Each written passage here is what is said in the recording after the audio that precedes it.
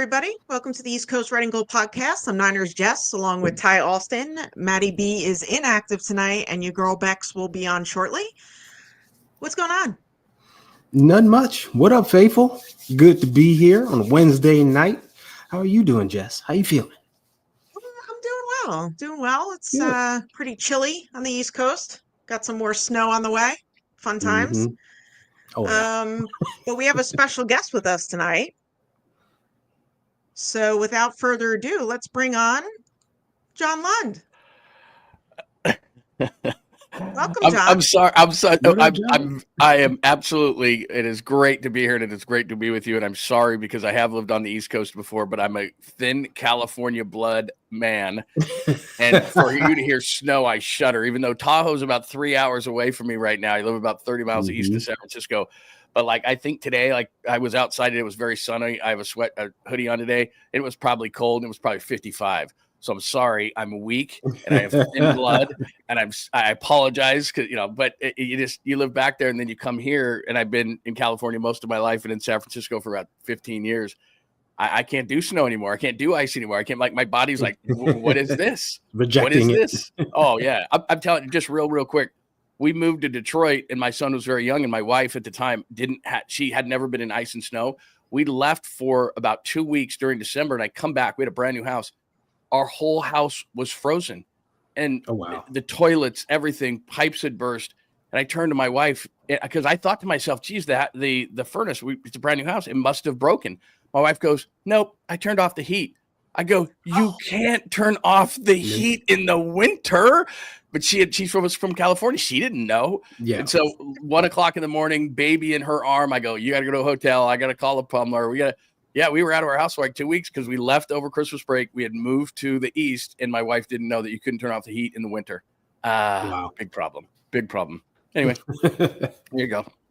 Yeah, Ty and I were just talking before you signed on that, we've had like periods of snow, not just one big like snowstorm. Yeah. And it just like you clean off the car, and then before you know it, the next day, more snow's coming, and it's crazy over here right now. Oh yeah, and people up in the West, they just don't understand. I know we got a lot of Niners to hit and everything, so I go on these tangents. So you just tell me when to shut up, and it's not a problem at all. Okay. But no, it's just it's what happens is it started like when I lived in Michigan, for example. Sometimes it would start on Halloween, and then I was doing, because I've worked for the Cowboys and the Lions and the Niners and lots of different teams. I was doing an NFL draft show after I think Matt Millen drafted his third wide receiver in a row. Mm-hmm. And I'm driving back from Allen Park, and it's end of April, and it is pounding snow. So I've been going through this since October. You guys know this. And I literally stopped at a stoplight, and I rolled down the window because I was in contract negotiations to stay in Detroit. And I went, it's almost May, and it's effing snowing. And my wife from California went, you know what? It's either me or the snow. You decide. Mm-hmm. And really, I should have chosen the snow, but at the time I chose her. But anyway, that's another long story down a long and winding road. So, John, you work for the Cowboys. Briefly. Yeah, that was an interesting experience. And what I was trying to do is, in radio back in those days, it doesn't happen anymore because the industry is almost kaput, but you're trying to climb a ladder. So, you're going here. I actually worked for ESPN, an ESPN owned station in Dallas. It was really interesting. They had owned stations in New York, LA, Dallas, Chicago, like the top 5 markets in the country. And so they asked me, I was working for ESPN, and they said, you want to run a station and do pre and post for the Cowboys? And I'm like, yeah, that sounds amazing. So probably of all the teams I've worked for, the Niners have really been the best. And I'm not just saying that because I'm sitting here. The Cowboys were difficult to work for because everything that everybody says about Jerry Jones could not be more true, outside of the fact that actually Stephen Jones runs the operation, but it's got to be Jerry's world. So when everybody was saying, when they were hiring a coach and people were talking about Belichick or somebody high profile, I just laughed. I'm like, we all know this. There's a pecking order in Dallas, and number one rule is don't get in Jerry's spotlight. Not even a little. Like, don't even your toes in my spotlight. Get out. I mean, because when I was there. This tells you how long ago it was. Bill Parcells was the head coach, of course, as you all know, Bill Parcells. So Bill Parcells is the head coach, and they couldn't get along at all. And so, he's had Jimmy Johnson, he has had Bill Parcells, and outside of that, it's all a bunch of low-profile guys who just won't get Jerry spotlight. And unfortunately, it's kind of like what happened with Al Davis out here in the Bay Area. When Jerry goes, there'll be okay, but we all know this. Success and failure in business doesn't have to be sports. Starts from the top, goes to the bottom. As long as Jerry owns the Cowboys, they're not going anywhere. No, they're not. Fine by me. Yeah. That's no doubt. Well, it's kind of, to be honest, when the Niners started to take off, it was because Jed York said, you know what? I know what I don't know. And he got out of the way because he was talking and tweeting. The football man. He hardly ever goes on social media anymore. He doesn't really, hold court anymore like he used to at the end of the year. He would be in that end of the year press conference that they just got done with about a month ago. He would be sitting in there too. Yeah. And he realizes that he hired two great guys who know football, and he just stays out of it. And you know what? One of these days when they hand him the trophy, he'll be there. But that's what an owner should be. Is you're not a football guy. Jerry Jones played football at Arkansas. You're not a football guy. You're not a general manager. Not these guys who stick their nose in this stuff. It's why the team fails. They for some reason they think to themselves, this is easy. Picking guys and running a team. It's like, no, you're a great businessman, and you might own 50 other businesses, and you are amazing at it. Sports is a totally different animal. You hire the right people, and you stay out of the way. You fund the thing, and it's not fun being a silent financial partner a lot of times. But that's just what the job is. And these guys like Jerry Jones, and the thing that Jed learned, and I think he learned it from Eddie D, was, hey, fund it, be a great owner, do all the things they need, and then just get the heck out of the way. And it'll work. And that's what's happened with the Niners. It works in part because Jed does a great job and they have a great front office, but he knows what he doesn't know. Yeah, there's definitely a difference from when he was involved to now. Yeah, for sure. And I'm glad that he's definitely not involved. You mentioned Kyle Shanahan and John Lynch. Yeah. We're very big Kyle Shanahan fans on this show, especially myself. Do you think they're on a tight leash? In terms of potentially getting fired or something along those lines? Yes. I do not. I think that Jed, they have a mentality now here of, the Steelers or some of those other organizations. It's just about continuity. And this season, I know it's really hard to sit and say it's that you had injuries. And I use a term called excuses and explanations. The fact that they had so many injuries this year is the explanation, not an excuse. A lot of times people use excuses. That's an explanation largely for their last season. And the last time Kyle and John did this was in 2019, and they bounced back in 2020 after the Super Bowl. And in 2021, they bounced back. If Tart catches that interception, which I was standing right there, they play Cincinnati in the Super Bowl and they win one, and nobody's talking about this stuff with Kyle. Could he be more? I mean, is he perfect? No, let's be honest. I love Kyle too, and he's a great guy, but he had a bad season. And I think you can be, as in any sport, in any walk of life, you can be great, and then you can have a bad one and you're not beyond reproach because of that. Mm-hmm. So Kyle had a bad year. He shouldn't have hired Nick Sorensen, a defensive coordinator with no experience. Brandon Staley was a bad idea to be behind him. He just thinks he knows it all. And I can tell you from being in the locker room a lot that the players didn't like Brandon Staley. That was a problem. It was a chemistry issue. Brian Schneider, the special teams coordinator, great guys, had a lot of success in this league. About halfway through the year, he should have been fired. They were making, as we know, they were making mistake after mistake. These plays that were just altering games. He should have been fired midway through the season. He finally is going to bring in an offensive coordinator in Clay Kubiak. He needed someone to check him, and he knows that. We can go on down the line. He was predictable in the red zone, even without Christian McCaffrey. There was issues. So I love Kyle. I don't think Kyle should go anywhere. I don't think he is going anywhere. I think Jed completely has his back, but he is going to have to change some things, and he's doing it with Saleh and all these different other things. And the one thing I would say, and I hope Clay Kubiak brings this to the table, as great of an offensive mind as he is, and I don't want him to be Dan Campbell on fourth down or anything like that, but he needs to be more aggressive. That's just the way the game is played. And people think because he's cool and wears Yeezys and looks, hip and happen, and he's one of the cooler coaches in the league, that he's like new school. He's Mike Shanahan's son, and he's been around the game a long time. Yep. And he'd rather run it and be conservative and not go for it on fourth down. But to be honest, the reason they lost the Super Bowl, the second one, was not. There was a lot of different things that we know what happened. Dre Greenlaw's injury and the ball on the punt return and all that. But Kyle Shanahan knew, and two key plays, both third downs, that you're going to kick the field goal on fourth down, but you got to be aggressive on third down to set up the fourth down. When they kicked that field goal in overtime, and I was sitting right in the radio booth, And they said, and they decide to, on third down, they get the ball knocked away, fourth down, they kick the field goal. I said, game's over. Because Patrick Mahomes had a terrible Super Bowl this year, but if he's within scoring distance of you, you're going to lose the game. So it was a major problem. So that's a roundabout long way, which I'm known to do, is to say that he's not on any kind of a hot seat, but he had a bad year, even with the injuries. I mean, he had a bad year in who he hired. He had a bad year, I think, in his play calling. But Kyle Shanahan is awesome, and he's an awesome head coach, and everybody loves him in the building. And then as far as John Lynch is concerned, I do know this about John.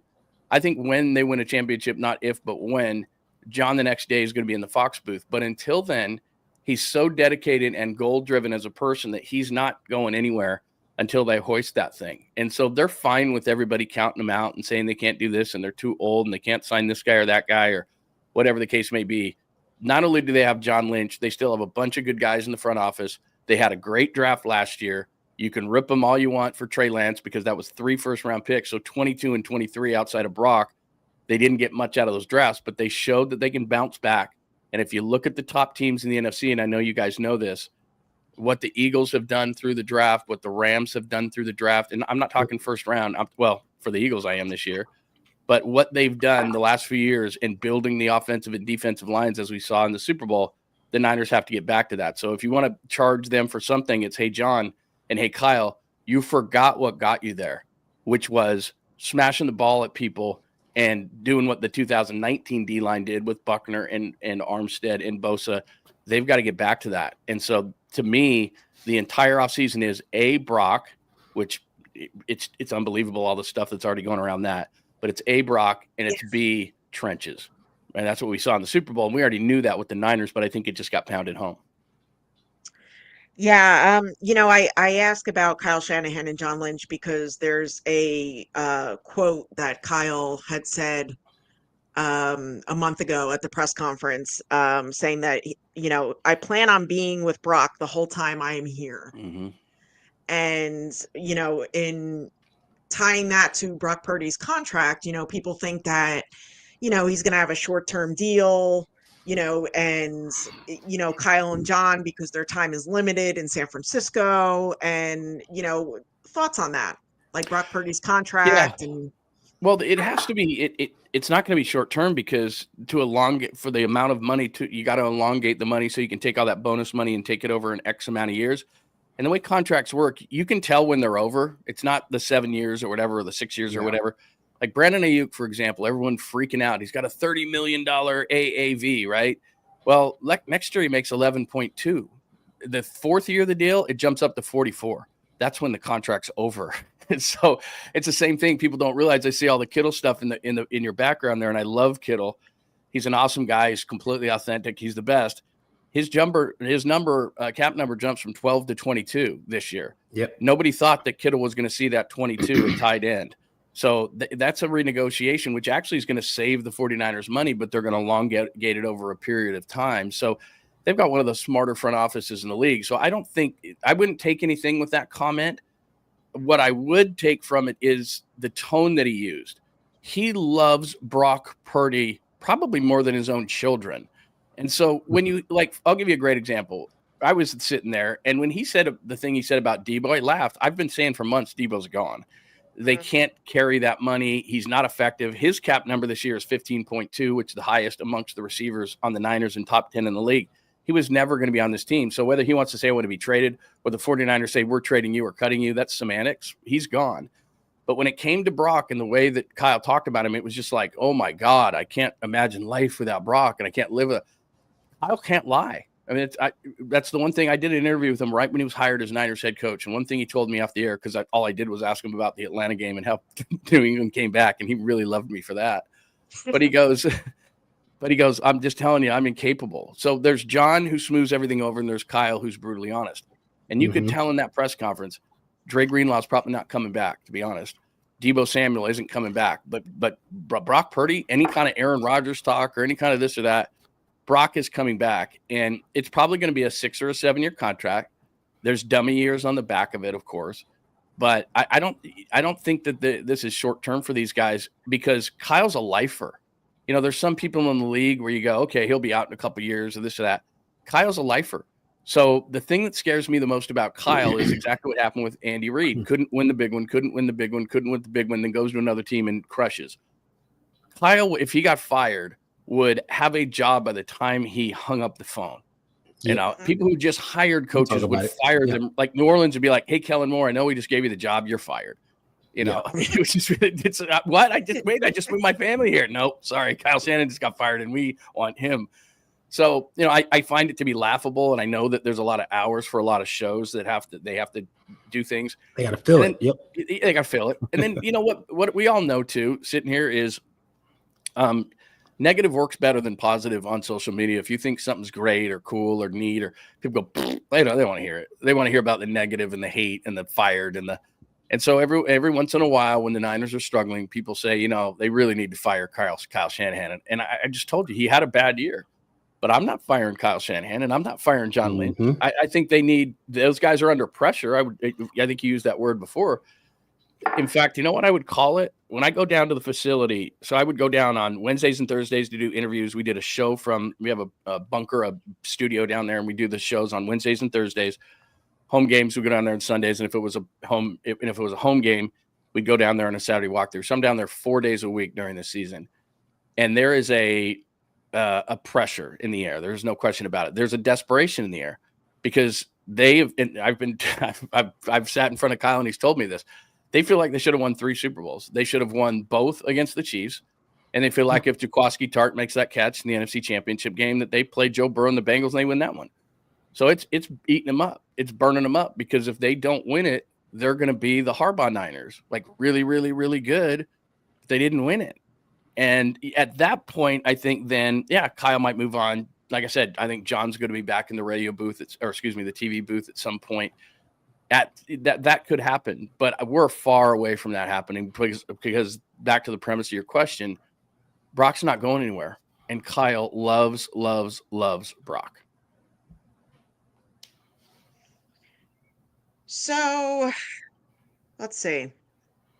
I want to talk a little diva, Samuel. Well done. Very nice. I like it. I like it a lot. Yeah. Yeah. I got a lot of diva Samuel for you. Yeah. You know, last week on this show, you know, we talked about adding a wide receiver, and this was before like all, you know, the Debo stuff, and you know, and we were all pretty much in consensus that, you know, it's pretty much, except for me, I think that we needed to add a wide receiver because if you look at the room, it's Jennings, Pearsall, Cowing. We don't know when BA is coming back. You know, yes, we have George Kittle. Yes, we're going to have Christian McCaffrey. But you look at that wide receiver room, and Chris Conley's a free agent. You know, like it's pretty much the same room we had this year. And this year, they pretty much did absolutely nothing. So with the news of Debo coming out, you know, like requesting a trade and this, that, and the other thing, you know, I'd like to circle back to that conversation about adding a wide receiver. You know, I'm assuming from what I heard, if he's traded before March 22nd, $15 million goes to the other team that he's traded to. You cut him post June 1st, the dead money is moved back a year. John, what are your thoughts on the whole diva situation? First of all, I'll give you 100% honesty on this. I'm not a Debo guy. I mean, I get it. I understand him as a player, and I can certainly, after doing this for years and years and years, separate my personal feelings from someone and what they do on the field. So I'm not a Debo guy off the field, but on the field, there's no denying what he once was. But what's strange about him is he's a wide receiver, but he's coming up on that age of 30, and the way that he plays, and the irony is this is the way that the Niners ask everyone to play, which is really, really hard and break tackles and don't try to juke anybody and run over people. And so Debo's done that for the organization, and he's nearing the age of 30, and he's just not as explosive as he used to be. And he's beaten up all the time. And so he's given a lot to the organization, and he's just not the same player. And we all know this sitting in this room. He was never a great route runner, precise route runner, anything like that. It's always short, quick hitters, get him space, yak, rack, all that kind of stuff. And that's where Debo is. He's not the same player. You can't pay him this amount of money. Now, where I will give him the credit is when they signed Brandon Ayuk to that deal, at 30 million average annual value. Debo knew he was gone at that moment because they had taken Pearsall. They had just given Jennings a contract. He wasn't going to stay. I mean, you could just do quick math. He was never going to be here. So there's that aspect where I will give him credit. But he had a horrible season when they needed him to step up. And George Kittle had a great season, and other veterans had a great season. And Debo just doesn't have it anymore. So do they need a receiver? Yeah, only because Ayuk's hurt. I'm a Pearsall guy. People can get down on it, but the kid got shot and didn't have training camp and never threw with Brock, which I know we'll have this conversation. Brock's deal, it's going to get done. It's got to get done fast because he didn't throw it with BA. He's not going to have a chance to throw with BA much. And he didn't throw with Pearsall, and they've got to get on the same page, all these guys. So that's a totally different conversation. But in terms of Debo, yeah, they need to get somebody. But you know what? They're going to be better because of it. Because you see the connection he gets with Jennings. You see the connection when he's on and he's healthy with Ayuk. You can see flashes with Pearsall. The type of guy, I'm not saying this is the guy they're going to get, but the type of guy they're going to get is short term. A guy like Amari Cooper who's free in Buffalo, where, look, they know Amari Cooper. There's a year left on his deal. He can play the X spot, which is where they lack without Brandon Ayuk, which is essentially you're on the left side of the offense most of the time. You're going to go against the best corner. You're going to be opposite of the tight end. You're going to be on the weak side. And he wasn't great in Buffalo, but that was one of the guys they were talking about if they were going to trade Ayuk to Cleveland, that they were going to get back. I could completely see Cooper on a one-year deal. I know for a fact that Kyle likes him, and that's the kind of guy who could fill in for Brandon Ayuk until further notice. I don't think they're going to go big time. I don't think they're going to go draft only because, like I said, I think they have a lot of trenches needs, and I think they're going to go deep offensive and defensive line. And then in terms of Debo himself, really cold to the media, can be hot and cold. The best story I have to kind of illustrate, he's just a strange guy. We were in LA doing the Super Bowl there, and we know Debo. I do pre-half and post-game. Greg Papa's my radio partner. He's the voice of the Niners. We know Debo quite well, and they do these things where they go to all these different radio shows, and it can get tiring. I totally get it. And he was with like Old Spice and had this Old Spice t-shirt on, and it was probably late in the day, and he was cranky, and I get it. So he's giving us these short kind of answers and everything. But then this guy they have these handlers, all these people who have all these guests. And this guy had a sweatshirt on. It was really cool. And it was a knockoff of the Bo Nose. So it said Debo Nose. It was really cool. And the guy it was a black sweatshirt, and he had a silver Sharpie. And when Debo got up from our table to walk off, the guy said, "Hey man, Debo, I'm a really big fan. Can you just sign my sweatshirt?" And Debo looked at it, kind of sneered, went, and just walked off. Now, look, that doesn't mean that, everybody has a bad day. I totally get it. But he's just a tough guy to be around. So I'm not saying that guys in the locker room don't respect him. He sets a tone offensively, or used to. But I think it's going to be addition by subtraction. He can be a really negative guy. He knows that he doesn't really compliment the team when he has, like last year. He couldn't be the number one because, other teams, when they played the Niners, Jennings got the best cover guy. Debo wasn't even the number one when Ayuk was out. And then I think, like I said, Pearsall with a full off season is going to be better than him. Ayuk, when he gets back, is better than him. So now you're looking at the fourth receiver with the highest cap wide receiver number on the team. And I don't see it. And really the only guy who has a positive relationship with Debo is Kyle Shanahan. He's done a great job in fostering a relationship with him. And you saw it in the release when Debo said he asked for a trade.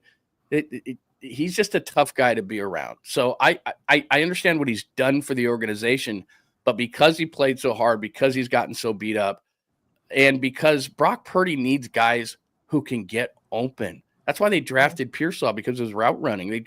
John Jennings can go up and get the ball on a ball that's not perfectly thrown. Brandon Ayuk is a precise route runner when he's healthy. So those three guys fit Brock a lot better than Debo. Plus the element of surprise that he used to have in the backfield. The NFL's figured it out. Anytime he's in the back, he averaged 3.2 a carry this year. You talk about that all the time. Right. Yeah. There's no running. I would go back and say, I think this was from Office Space. What would you say you do here? He's not a number one. He's not a number two. He's not a number three. He needs perfect scenarios, tunnel screens, bubble screens, smoke screens, quick stuff.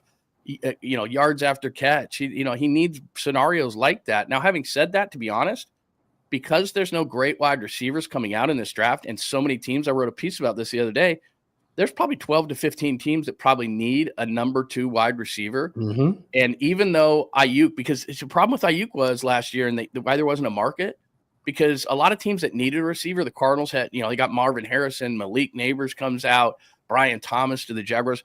It was a great year for wide receivers. And it's not that I don't like Ayuk. It was like, I can't give him $30 million when the wide receiver position doesn't have the leverage that a quarterback has. There's 10, 12 guys that are going to come in the league this year, wide receiver wise, and be really good. We don't know who they all are, and they're not as top heavy as they were a year ago, where I just mentioned all those great wide receivers. But losing Debo, I think that they'll be able to replace him rather easily. I just think at this point he's a big name, but production wise, he played in 7 games in 2020. We just talked about the injuries in 2020 after the 19 Super Bowl. He played in 7 games. Every other year of his career, he's played in at least 13. It was the lowest total yards, lowest yards per carry, lowest total yards, lowest receptions, lowest targets. And when you're 30 years old, and even though that shouldn't mean anything for a receiver, he's a receiver / running back, you're going in the wrong direction. So I hope they can get maybe a 5th that could come up to being a 3rd, that kind of a pick where it's like, oh, Debo had a really good season. I don't think he's completely dead, but in terms of the Niners, it's certainly time that they moved on. Yeah, I agree. With regard to him being a hard guy to be around, I've seen Debo a lot, with all the games that I've been to, and he definitely is like that. He won't sign anything. He won't take pictures. Nope. No, nothing like that. Yeah, and I find it to be weird because, every once in a while, because he's one of the guys that comes to the podium, every once in a while he can be incredibly engaging, and then you see that glimpse into him, and it's like, oh, I see it. Or when he did Receiver, what was that on Showtime or whatever that was on? Netflix, yeah. Or Netflix, sorry. It was on Netflix, and I was shocked that he was on that show. Absolutely shocked, because I'm like, well, what is he going to bring to the table? And he actually wasn't half bad. Now, he wasn't George Kittle. He wasn't Justin Jefferson. He certainly wasn't Devontae Adams on that show, but he was okay. I was pretty shocked by the way that he was, but like you just hit it right on the head. I mean, he hates the media, hates. He said it. I mean, he said, I don't understand why we need to talk to you guys. I'm like, well, we're the conduit of the fan, and the fan pays the bills. And so, yeah, it's kind of important, but anyway, whatever. He doesn't have to like us. And to be honest, you guys are on the East Coast. We are maybe the softest media in America. Like we're not like grinding you, we're not asking you the hardest question. Like, there's a couple of guys who think they are, but they're not. For San Francisco, whereas you go to New York and there's like 8 guys they're after you. I remember covering the Knicks for some years, and they'd come into town and there'd be like 100 guys in the locker room. I couldn't even get to Van Gundy. I was like trying to move.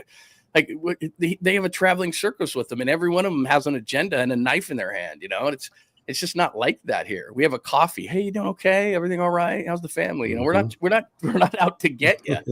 So if Debo, that's the other thing. If Debo can't make it here, or at least make connections here with the media, where a couple of people have a decent relationship with him, wherever he goes next, that's just kind of him, And I don't know, maybe that's a chip on his shoulder and the way he is as a person. And I did see in the receiver thing, with his son, he's really good, and his wife and all that kind of stuff. But as you just pointed out, it's fans, it's media, it's everybody. And it just, it rubs a lot of people within the organization the wrong way. So was the nail in the coffin with Debo the Rams game? Oh. That drop. I mean, the season was terrible, but we kept holding on, and then Debo with that drop.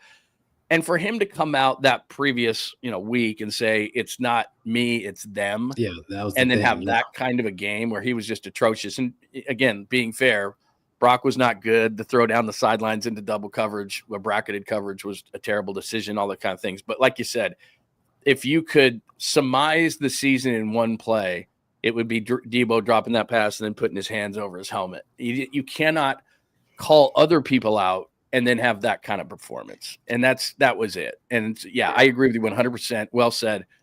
That was it. Once he dropped that ball, it was like, nope, you're just not coming back. So go ahead and ask for a trade, whatever the case may be. But that also illustrated that he's just not, that's not what he does. He's not going to have the key catch. You're not going to throw to him in a key situation. You're not, he fit the offense at a point, but those days are over, and they've got to get guys who fit Brock.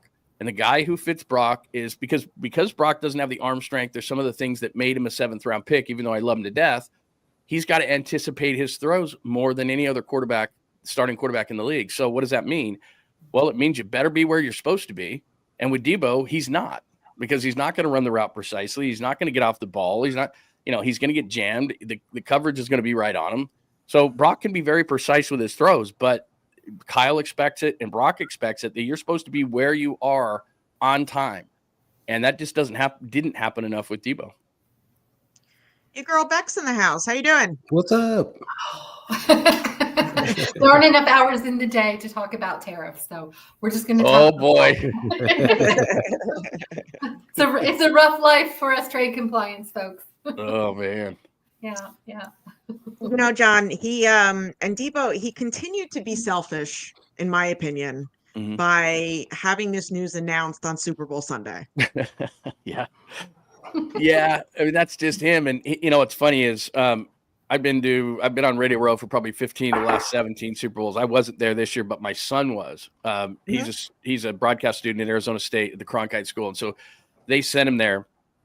And I went there and I told him, I said, Debo's going to be there. Just tell him you know me, and I know that probably won't do anything whatsoever. But anyway, and like you said, he was his normal self to my son, and Debo's about Debo. And like I said, nobody's going to say anything negative about Debo and guys from a standpoint of on the field like Debo and all those kind of things. But things will leak out, because anybody close to the situation knows that this will be addition by subtraction in the long run for the 49ers, because not only does he not fit on the field, but what you just said about fans and everything, and the way that Niner fans travel and as important as it is to the organization, I really can't think of another guy, at least another star player. Some guys are shy and those kind of things, but not another star player that acts like that towards the fans. Ayuk has that a little bit, but I think he learned it from Debo. He didn't used to be like that when he got here. He's kind of been more like that because of the contract situation. It kind of turned him that way a little bit. So he's turned that way. But I can tell you, when he was a rookie in his first couple of years, he was happy-go-lucky and fun, and he'll probably get back to that. But George is the opposite of that. Brock is a very good guy. Christian McCaffrey's a great guy. He's intense. Nick will stop coming out, and everything like that. They're all good guys. And I'm not to say that Debo is not a good guy. That's not the right way to characterize it. But he is very unlike. It's not 49ers-ish to act the way that he does, especially towards fans. Yes, he is not friendly. He never has been. No, he's prickly. I mean, there's no other way to put it. He's a prickly guy, and he doesn't really see. And like I said, I sat there or stood there by his locker while he said it. He doesn't see the need for media. He doesn't see the need for all this hype. He just wants to, play ball. And I hate to break it to him, but if it wasn't for all the hype and all the social media and all the different things that he's, by the way, ingrained himself in. He had a podcast during the season. I mean, it was horrendous, but he had a podcast during the season, and he went on receiver, and he went. So, I mean, he's the very thing that he hates so much. He's doing it a lot. It's interesting. Leaning into heavily. Yeah. Yeah. I mean, I just think it's fun because he has said, I just don't see the need for the media. And then he did receiver, and he by the way, he goes to the Super Bowl every year and takes that free money. He's done it for Old Spice 3-4 years in a row. And you guys probably know this, but they pay you an ungodly amount of money. So we'll do a 10-minute interview with somebody. Yeah. Oh my God. So, we'll do 10 minutes, and the guy hands me a sheet of, oh, hey, Debo's here talking about Old Spice. What's up with Old Spice, Debo? And he'll be engaging for about 90 seconds, and then, the cameras go off, and he's like, so, it's just what it is, man. That's what it is. Kelly says, plus Debo's weird outfits. Believe me, man. I'm so bad. I'm the worst dressed person in America. So I'm throwing stones into a glass house with that one. I can't really. When it comes to fashion, I am a fashion faux pas. So I cannot rip Debo's fashion. That's for sure.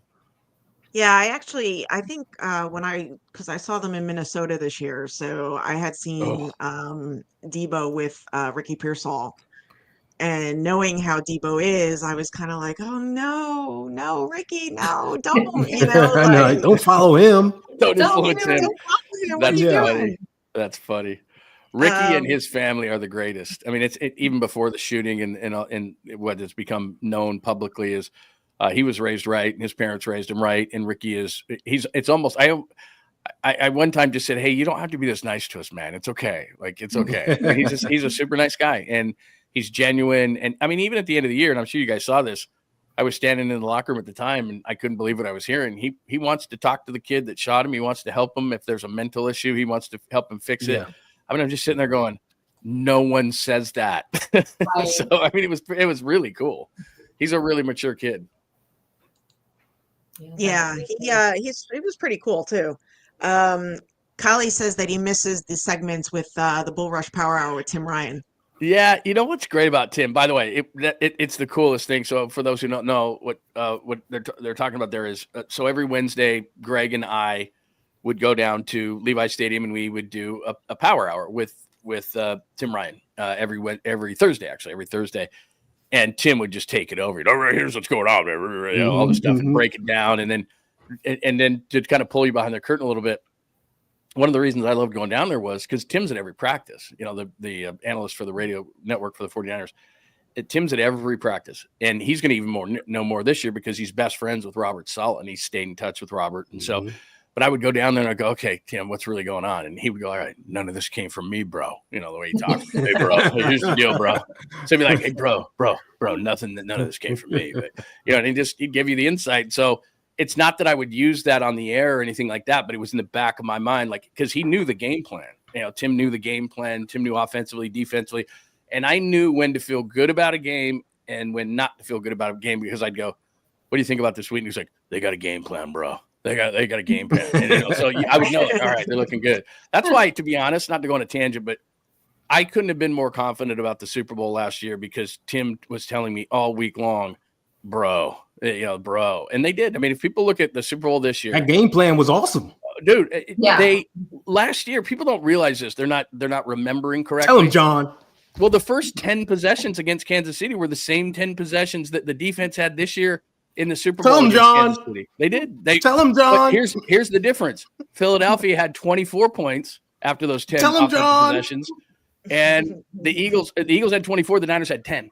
And then Ray. So they did. It wasn't like everyone's like, "Oh, Mahomes is struggling. We've never seen this." No, we had him over the ropes. Right. Super Bowl 54. Super Bowl 54. It was like he had the same confusion. He threw the same interceptions. In fact, speaking of Tim Ryan, I blame him for that Super Bowl because I do pre-half and post. So I'm in this tiny little booth in Miami, and I'm right behind Tim. And after Juszczyk scored that touchdown in Super Bowl 54. Tim turns to me, and remember, this was the year Kansas City's coming back against everybody.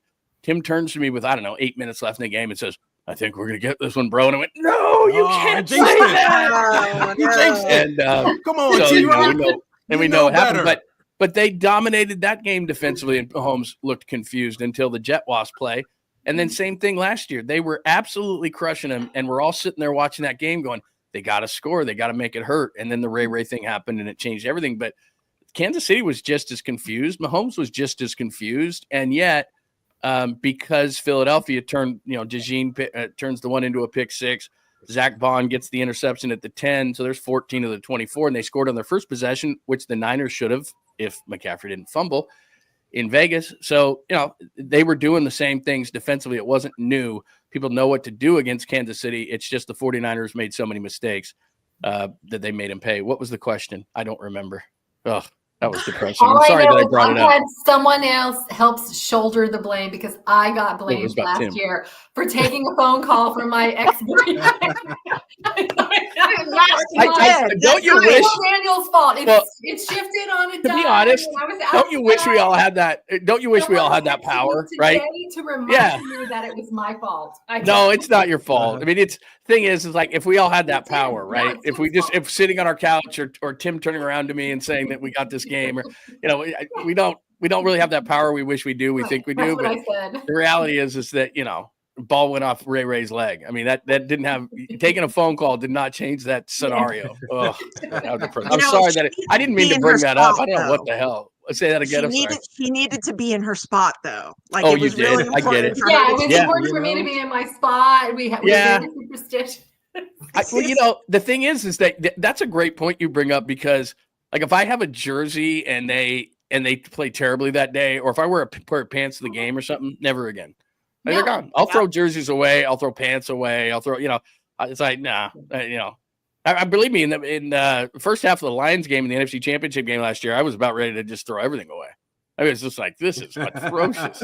So it burned the entire outfit. Yeah, I was ready, man. People were like, please don't take your clothes off. Please do not take your clothes off. All right, that's a good point. I left my seat and the most amazing sunset was happening behind Levi Stadium. I said, we got this. We're going to win. Look at this sunset. It's amazing. I'm going to stand right here.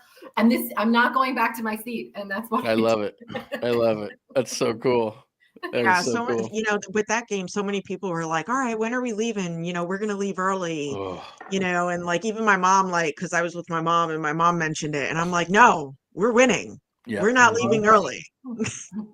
That was, I was at in 2000. The best playoff game I've ever been to is Saints Niners in 2011 at Candlestick. That was, I couldn't believe that game. That was the best one I've ever been to.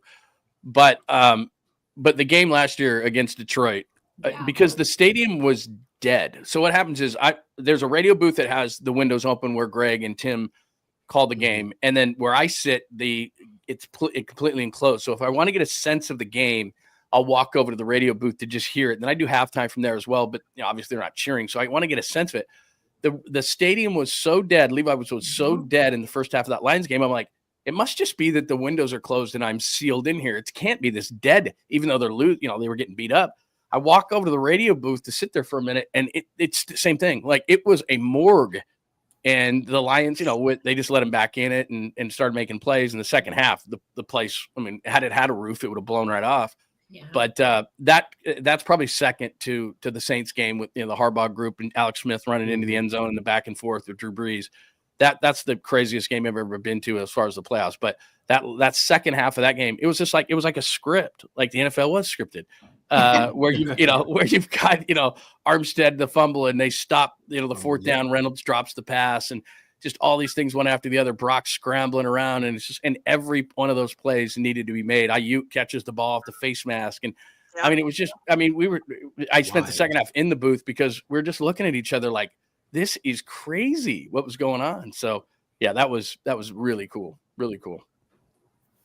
Yes. All right, so it's February 12th. We are 1 month away from the new league year, free agency. Yes. Have a couple of questions with regard to that. Yeah. David McNiner wants to know Myles Garrett or Max Crosby. Man, I want Myles Garrett so bad. I love Max Crosby here, but here's one thing. I used to work for the Raiders, and one thing I know about Mark Davis. He will never trade anyone to the Niners of significance. We know this. They had a better offer for Khalil Mack when he went to the Bears. Yeah. And they wouldn't trade Khalil Mack to the Niners, didn't care. I mean, Mark Davis, again, when I say that an organization is successful or not from the top down, Mark Davis is the poster boy, like he is poster boy for bad haircuts. I mean, it's just, he doesn't get it. And so Max Crosby isn't coming here because they won't trade Max Crosby here. Myles Garrett, to me, and I'd love to get your guys' opinion on this, the only successful first-round picks under John and Kyle, and I look at them as if you got to a second contract. Okay, so under that scenario, it's been Bosa, who was a second pick, and you got to give it up to Ayuk. So Ayuk and Bosa have been successful. Other than that, they haven't gotten a guy to a second contract. So they've done most of their damage from the second to the seventh round. We all know that, and the type of guys that they've gotten. So when people look at Myles Garrett and they said, would you give up 11 for Myles Garrett? I'd say to him, did you watch the Super Bowl? If you've got it, the Eagles did not blitz once. Right. Got 4-man pressure. The Buccaneers, when they beat the Chiefs a few years before that, no blitzes, 4-man pressure. If you can go 4-man pressure, and that means Garrett and Bosa, and you got to the interior of the defensive line was atrocious last year, so they got to fix that too. But if you have Garrett and Bosa, it's single team on the inside. What side are they going to chip Nick Bosa with a tight end, a back? What are they going to do? You're severely limiting what teams can do offensively. You're dropping 7 into coverage. You're so much better defensively if you can do that. You're in a Super Bowl window and you believe you can win. And I don't remember the person's name who put it up there, but the reality is that he's not 35. You're not getting a guy that's 35 years old. You're getting Myles Garrett. Now, the other teams who want him are going to be teams because he wants to win. So Detroit needs someone. Kansas City probably, needs someone. There's a number. I think Washington, they traded both their defensive ends a year prior, one being here with Chase Young, who was not great. But, so they need to go in that direction. So there's a number of teams that could use them, but there's not a team with as high of a pick as the Niners. And all this stuff about multiple first-round picks, you're not giving up multiple first-round picks for edge rushers. I don't care. Quarterbacks get that. edge rushers do not. So look, I don't know if they would take 11 overall and just 11, maybe 11 and another conditional pick. But I'm going to trade that for Myles Garrett all day, every day, because I feel like it has to be trenches. The free agency, one name to watch, Drew Dahlman, who's a center, played at Stanford. It was with Atlanta. His dad, Chris Dahlman, actually lives in the Bay Area and was a high school football coach for a long time. Drew Dahlman would be a great get. They need another guard to take the place of Aaron Banks, who was never a good fit, too heavy-footed, too slow for the zone scheme. So they need those two guys. They need two guys there, and I think they can get that in free agency. They need to extend Kittle. They need to get Brock going, but they have enough. Now, to the other side of the ball, Gus Bradley, when you have these two guys instead of what they had last year, a rookie defensive coordinator and a guy everybody hated in Staley in the locker room, and you replace it with these two guys, you could add a Myles Garrett. The one thing that I'll give you a little heads up on is I don't think Dre Greenlaw is going to be back. I think it's going to be Warner. But there's a kid that the Jets have that Saleh loves who's 25 years old.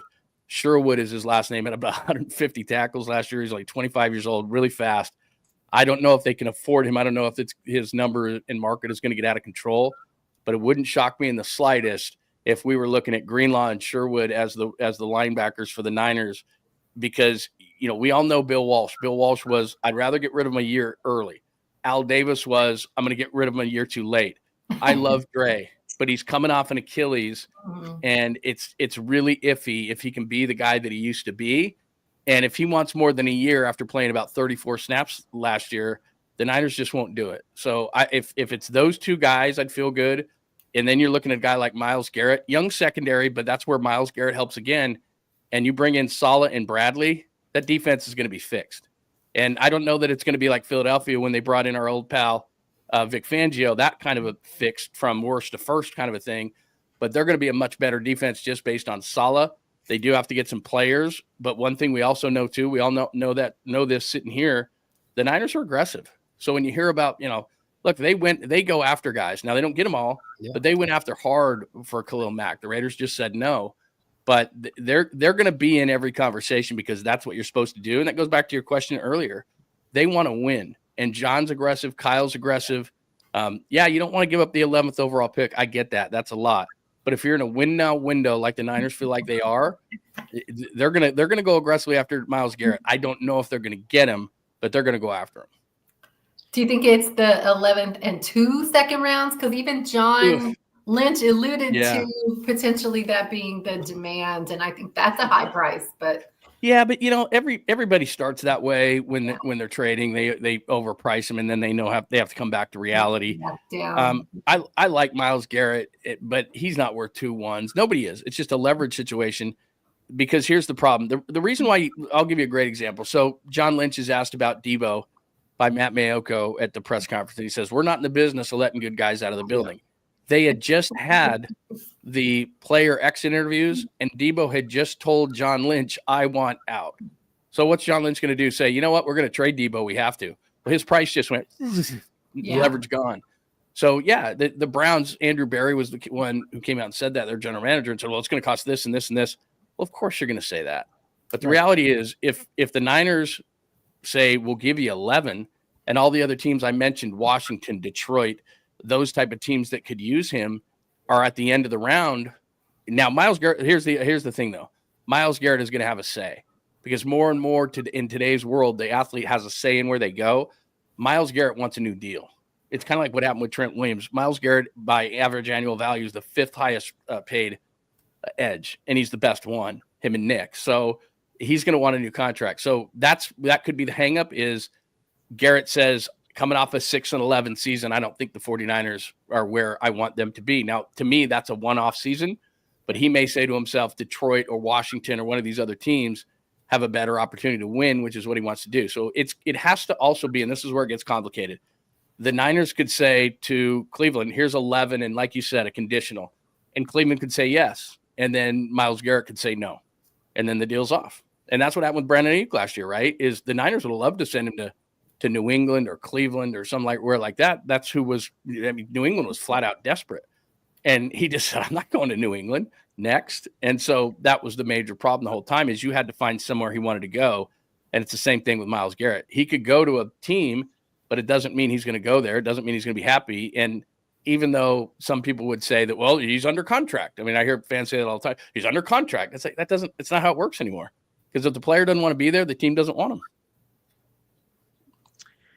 So Sin wants to know, did Debo see the writing on the wall and then want out? That's exactly what happened. Yeah. 100% is that, well, like I said, once Brandon Ayuk signed the contract, and this is where I'll give Debo credit. Once Ayuk signed the contract, he knew it was gone. They drafted a receiver in the first round. They love Juwan Jennings, not as much as they love Brock Purdy, but they love receivers who block players into the other team's bench. So that's what Juwan Jennings does, and Kyle loves him. So, and he loves the underdog story and going up and getting the ball. He characterizes everything the Niners want. So they love Juwan Jennings. They think highly of Ricky Pearsall, and Brandon Ayuk's going to come back at some point. And they're not a team that is going to put that kind of financial commitment into the position. And it shocks me that the rest of the NFL does too, because there's a bunch of them that come into the league every year. The position doesn't have leverage like a quarterback or an edge or a corner. But yet last offseason, everybody paid these guys like they were a bunch of quarterbacks. It's like, oh my God, we got to rush to get everybody signed. And that hurt the situation with Brandon. But my overall point is that while combine these guys, so Debo's cap number this year is at 15, just over 15, and Brandon Ayuk's at 11.2. So that's, I don't know. I was told there was no math on this show, but I think about $26 million next year. So, but by an average annual value, that it's 30 for Ayuk and it's 24 for Debo. So that's $54 million average annual value at the position. The Niners aren't doing that. And this year for Debo, $15 million, that does not compute, because with Brock, with a restructure of George, with trying to get some, players, will be not a day one team in free agency, but I mentioned the Sherwood kid with the Jets. I mentioned Drew Dahlman, the center for the Falcons. They're going to try to get a few guys like that in here, because for what they need to do in the trenches, they're not going to be able to do all of it through the draft. So Hafunga's not going to be on this team. It's unlikely Greenlaw is going to be on this team. There's going to be some painful losses, but for them to move forward, they're going to have to make some of those decisions. Now, somebody's probably thinking to themselves, wait a minute, they're going to lose money on Debo. Short term, it's going to be a post June 1. I don't want to get too dorky on the numbers, but it's going to, they would lose $30 million if it was pre June 1. It's going to be designated post June 1, and I think it's going to be like $5.8 million or something like that they're going to lose. But in today's world, remember the Broncos, they ate $50 million tasty dollars in the Wilson deal, and they made the playoffs. So nowadays, it's not what it used to be. The cap's always going up. Everyone used to lose their mind when you had to eat money. You're not going to compound the problem to say we're going to keep Debo because he makes too much money, and then when he plays, he's ineffective and he's essentially a kick returner. So these are things that what you have to do in the league now is when a guy is past his due date and you got to eat some money, it's just part of the deal now. So who do you think could help us in the interior D-line? Do we go after DJ Jones, or we that's a great one. That's a great one. I think it's going to be a combination of things. DJ Jones has, who, by the way, what an amazing guy. What did he do? He proposed or got married or something like that on the field. But I mean, he's a 7th round guy, totally cool, really, really athletic for his age. Now for his size, he's got a little bit older, but he would be a great rotational piece. And he does what the Niners need. They need to stop the run. So that would be a great start to things. DJ Jones. There's a couple of names. And again, if it's Myles Garrett, then that throws him out of the table. I've seen a lot of mock drafts. I don't know if we're in mock draft season yet or what you guys think of mock drafts, but I have to click on them. It's like some sort of addiction. Like, oh, there's mock draft. I got to click on it. It's the dumbest thing ever, but I click on it every time just so I can yell it and go, they'll never take that guy. But there's what 99% of the time, you're right. Yeah, I know. It's like, oh, but everybody's got him taking an offensive lineman. And with Chris Forster as their offensive line coach, they have a staunch philosophy. And so you can go back to this and laugh at me when they do it, but that they don't take offensive linemen high in the draft. They're just, Pooney went in the 3rd round last year. That's where they like to take these guys. McKivitz went in the 5th round. Of course, they're going to go out and they're going to get Trent the way that they did it. But Brendel was a journeyman center when he got here. Now they did take Banks in the 2nd round and he's going to be gone. So, they've done that, but the 1st round is just not a place that they've done it. And so what I believe is, to get back to your question of the defensive line, there's a kid at Mississippi who I know they like named Walter Nolan. Super quick. I'm not saying he's Jalen Carter, but he's got some of those kind of qualities and they really like him. combination run stopper and pass rush kind of a guy. I saw a thing the other day, and I'm glad you asked this. One of the reasons I think they're going to do it in the draft is that Daniel Jeremiah, the NFL Network, sent out a tweet the other day. I don't know if you saw it, but he said last year he had 12 defensive linemen with first round grades. This year he has 24. So 24 defensive linemen. That includes edge, but there's a lot of good interior defensive linemen in this draft. It's a really deep defensive line, interior line draft. So what I think they're going to do where they need to fix this thing is I keep mentioning Drew Dahlman, but Dahlman at center. There's a couple of really nice guards. James Daniels is a guy that's coming off an Achilles with Pittsburgh, but would fit exactly what the Niners do at left guard. There's a kid, Jenkins, who was a really high pick of the Bears, but he kind of fell out of favor, got hurt. He's a guy that's got some movement skills. My point in saying all this is that there are some guys who fit them in free agency who I really believe they could afford and make their interior offensive line better. And it shakes more towards the draft for interior defensive linemen. So if they were to pick up, and that's a great call there, if they were to pick up a DJ Jones who knows the system, who they really like and who he likes them, then I could see that being something that they would do. And then I could also see them, another defensive lineman as well with some size to stop the run, but then also go to the draft with a guy like Walter Nolan, or there's a kid at Oregon, Derek Harmon, who's a really nice interior defensive lineman that I know that they like. He's about 315. So there's a couple of guys in the range that they are, especially if they kick back a little bit, which they like to do. If they have 3 or 4 guys, watch the Niners pick in like the 15 to 17 range, because the year that they took Javon Kinlaw, and this really hurts now, the year they took Javon Kinlaw and thought, okay, we're gonna do this really fancy thing. We're going to take Buckner's money. We're going to trade him to the Colts, and we're going to get a defensive lineman, Javon Kinlaw. They had the 13th pick from Indy. What they did was they moved one more back, and they allowed Tampa to jump him for Tristan Wirfs. I'd have taken Tristan Wirfs. If you had Tristan Wirfs, Trent Williams wouldn't need to come back, because Wirfs is an all-pro left tackle. So, you can't fancy yourself so much in those things. But they're in a nice spot. 11. Like Micah Parsons has dropped into that range, which is crazy. Jalen Carter was taken 10th a few years ago in that range. So, I mean, you can get a really good player. There's some really good defensive linemen in this draft, Mason Graham of Michigan and some guys like that. Abdul Carter is an awesome player. I don't think he's going to drop to that range, but I could also see the Niners moving up if there was somebody elite that they liked, but I could also see them moving down because I think they like a few interior defensive linemen. And even if they don't go first round with them, there's a lot of interior defensive linemen. So again, I'm answering your question in a really long way. That's okay. Free agency for the interior of the offensive line, draft other than DJ Jones, which was a great call. I think they're going to bring him back, and then go heavy draft with the defensive line. There's also the defensive tackle from the Chiefs, Wharton. Yeah, I really like him. Yeah. He's going to be really in demand. He might be one of those guys that gets paid more than what his worth is, but I agree with you. Kansas City has a ton of free agents, and Wharton is really underrated. What I try to do, I'll be honest with you, I haven't looked, even though I know he's a free agent. What I try to do when I'm looking at free agency or draft or anything, but especially free agency, is where is there a connection?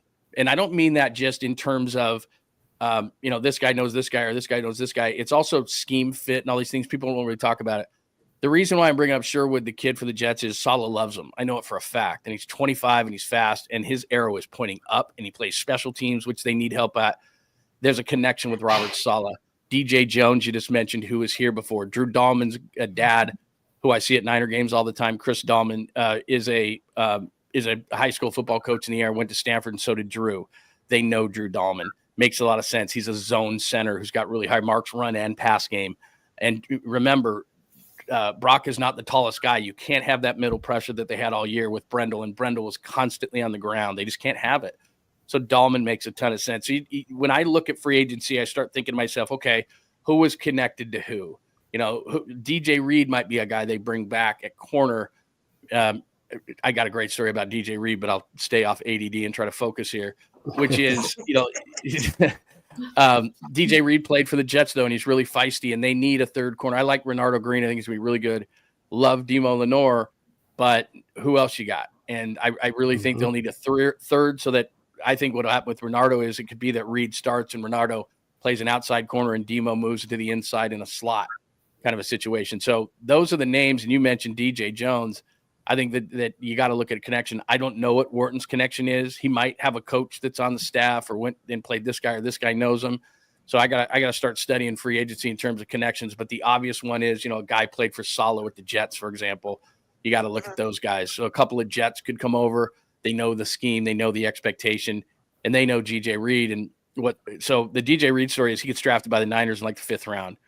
And I'm doing a draft show on a Saturday. I mean, that's how low I was on the totem pole. They're like, hey, sorry, man. Because we do the draft show right next door to the draft room. And it's awesome. It's the greatest thing ever. But then, everybody else leaves, all the, big time former players and Greg Pop and everything, Thursday night's the draft, Friday. And then Saturday, it's like, well, you're going to have to do the 5th round by yourself. I'm like, oh my God, are you serious? So what they would do is they would draft a player and then they would get him on the air with us right away.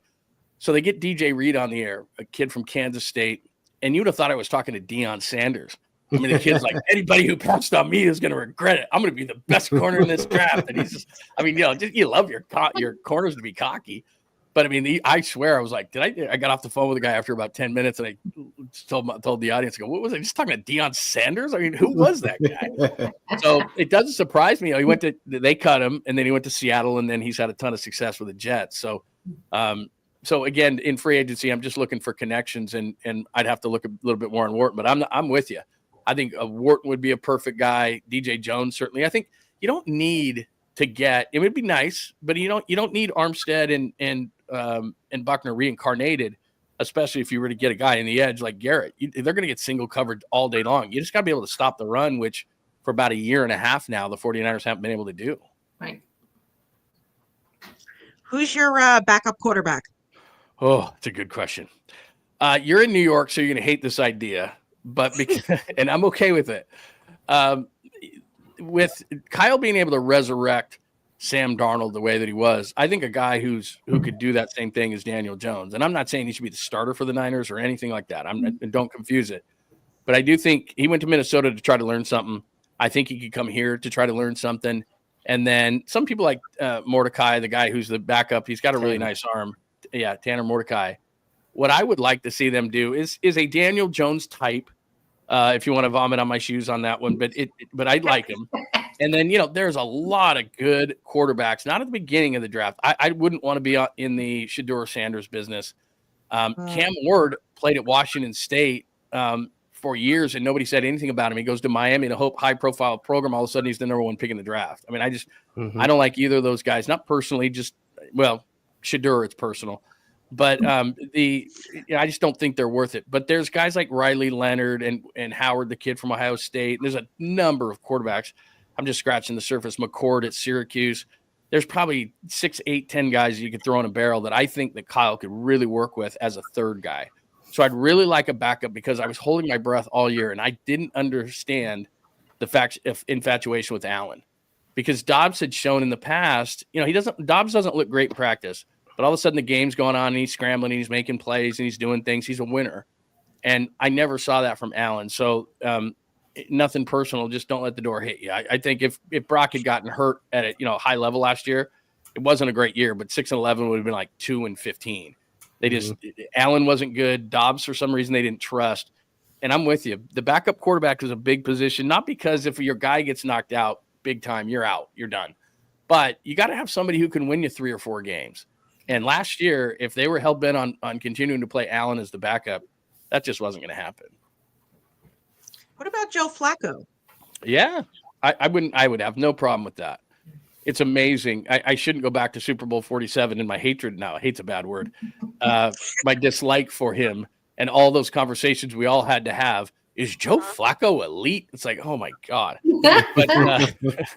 But I do know what he is he's just, he's like Nolan Ryan or something. Like his arm never goes and he's tough and he can win you some games and he's a great leader. And if you had some young quarterbacks, he could be a great mentor. He could help Brock, the kind of things he's done. He has a Super Bowl ring. So yeah, I'd be, if Flacco was the backup, even though, what is he, 90?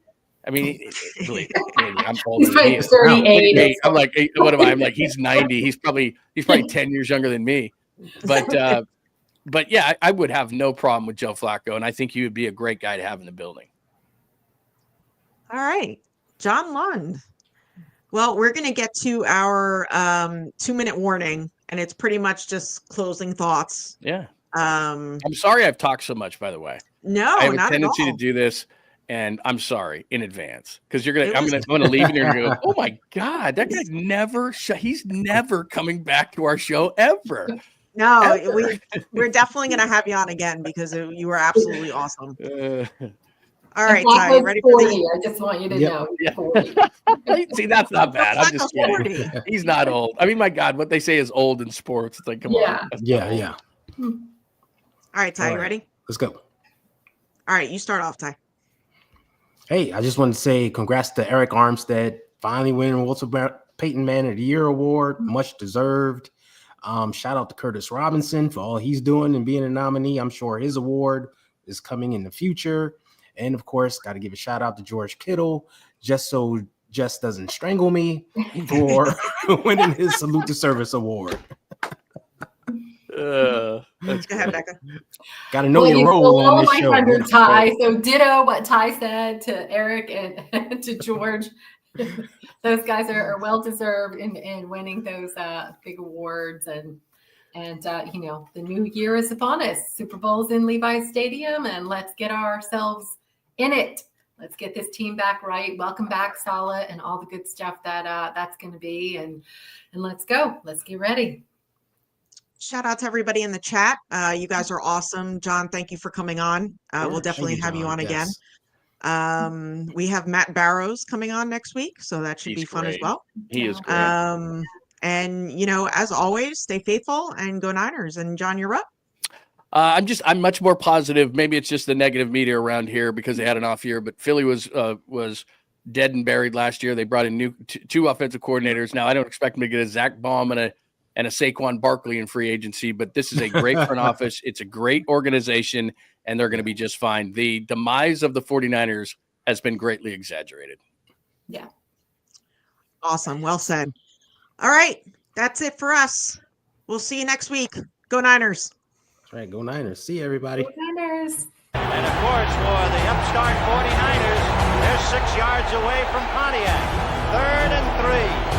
We'll see a pickup sometime on the right side, possibly. Montana